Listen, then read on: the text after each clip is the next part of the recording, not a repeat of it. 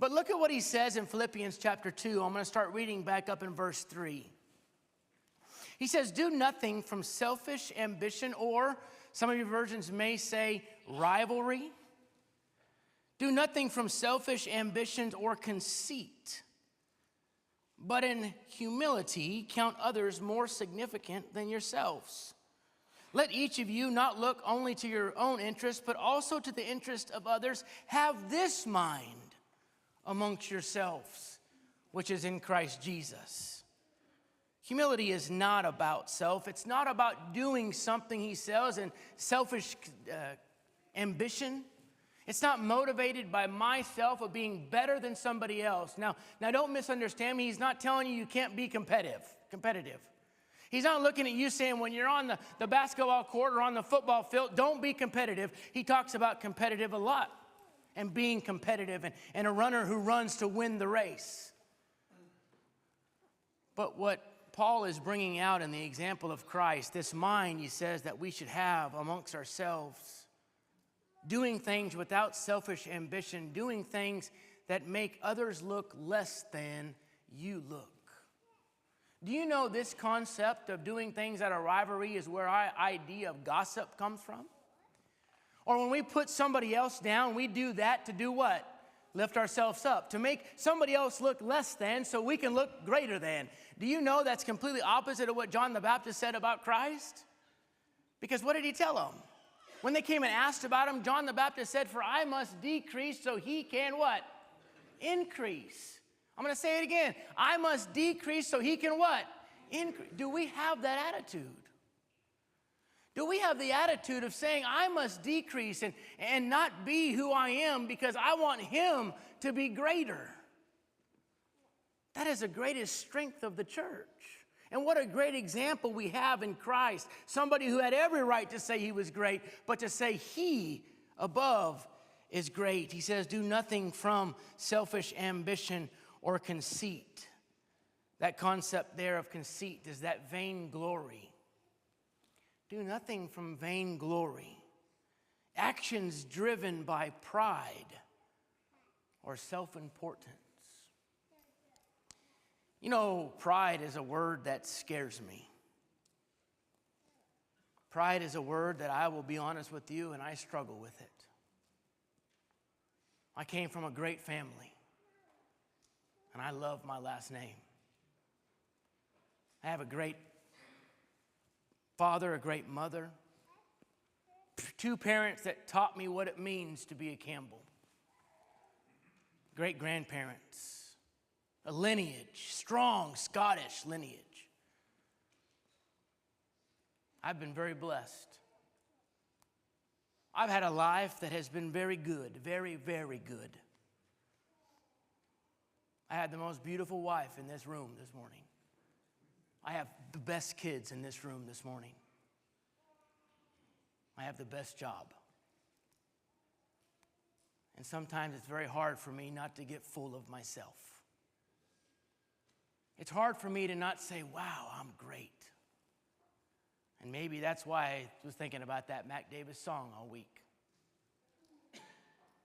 But then when I get in that mindset, immediately I have to have a change of mind. And I have to immediately in that moment to not say it's because of me. That's vainglory. I should be able to say, yes, I have those great things because God is awesome. I have those great things, and through the great things that he has given me and given me the abilities to do, he is awesome. And I don't want people to look at me and say, wow, he's awesome. I want people to look at me and say, man, he's awesome. Do we live a life that way where people can look at us and say, he is awesome? You know the best way to evangelize somebody is to live a life where people see you and say, he is awesome. That's our best evangelistic tool. Our best evangelistic tool is not knocking on doors. It's living a consistent humble life where when he looks at us, they see him. That's our best evangelistic tool. That's the life that Jesus lived. That's why multitudes of people followed him. But that's not only the life that Jesus lived, that's the life that Paul lived. That's the life that the apostles lived. That's the life that John the Baptist lived. You want to look at the great evangelists of the Bible? That's the lives they lived, that they said, when you look at me, I want you to recognize how great God is. Church, we have to live that way. We have to live a life when people look at us, it's not in rivalry, it's not in selfish ambition, it's not in vainglory, but when people look at us, they glorify God because He is great. How many problems would that solve if we lived a life that way? Where when people looked at the church at Broadway, they saw how great God is. And I think they do. I think when the community looks at Broadway, they see a lot of good things and look how great God is. When we send our group of missionaries down to Honduras, we could say, look how great God is.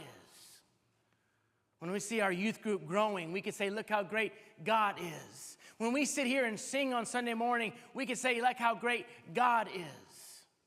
When you see somebody that we attend with at Walmart and we have a conversation and we end with a hug and we start with the hug, I want people to look at that conversation and say, look how great God is. When you get together and you laugh with brothers and sisters without any alcohol, without any worldly things, and you have a good time, I want the world to say, look how great God is. That's living a life in humility. That's living a life that says, I want to live my life that points to Him. Pride is Satan's greatest tool. And unless we can extinguish the pride in our life, we'll never live a life of humility. I was thinking about this concept of doing away with the pride in our life, and I was having a study this week with somebody, and we were talking about dying to self and the difficulty of dying to self. You know, that's a very biblical concept. The idea of putting to death what is earthly in you. Romans chapter 6, starting in verse 4, tells us that we're to die to that sin. Galatians chapter 2 and verse 20 tells us we're to be crucified with Christ. It is no longer I who live, but He who lives in me. This concept of dying to self runs deep, and I think sometimes we have a hard time dying to self because we're not being the humble people we should be. Think about that. If we're full of ourselves, is it easy to die to ourselves? This means no. If we're full of who we are, we have too much to give up. But notice what Christ did is He emptied Himself. He emptied Himself. Meaning, I'm going to live a life that puts everybody else before me. I'm going to live a life that does everything for everybody else. I think sometimes we have a hard time of dying to self because we're too full of self and we have too much to give up. And maybe the answer to our question this morning is, how do I become humble? Maybe the first step of that is something we should have done as Christians a long time ago in dying to ourselves. Not living a life that pleases me, but living a life rather that pleases God. I want my actions to point to how great I am. I want my actions to point to how awesome God is. If we understand that humility is not about self, secondly, we understand humility is obviously about others. It's obvious about who's sitting next to you in the pew this morning. That's who it's about. It's about our neighbors and the person we're driving behind and in front of on the road. It's about the person we're talking to or sitting next to at a restaurant. It's about the people that we love and maybe even the people we don't know.